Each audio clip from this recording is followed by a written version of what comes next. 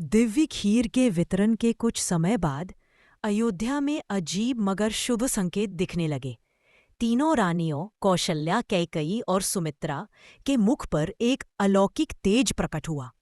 उनके व्यवहार में शांति, सौम्यता और दिव्यता झलकने लगी। दासियां चुपचाप एक दूसरे से कहने लगी, कुछ विशेष घट रहा है। रात को बिना कारण के महल में दीपक स्वयं जल उठते।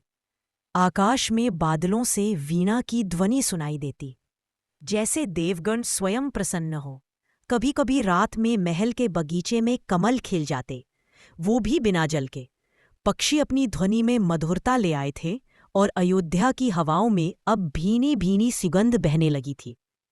एक दिन राजवैद्य ने तीनों रानियों की जांच की और फिर हर्ष में भरकर दशरथ को सूचना दी, हे राजन, आपके वंश में संतान का आगमन निश्चित है।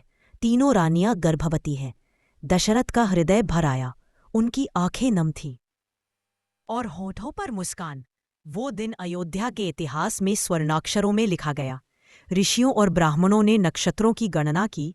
धरा पर ऐसा संयोग पहले कभी नहीं हुआ। कोई दिव्य आत्मा जन्म लेने वाली है। आकाश में तारे नई रेखाएं बनाने लगे थे। देवताओं की दृष्टि अयोध्या पर टिकी थी। और फिर तीनों रानियां शांत, समर्पित भाव से अपने अपने कक्षों में विश्राम करती रहीं, अपने गर्भ में उस प्रकाश को लिए जो आने वाले समय में अंधकार को मिटाने वाला था।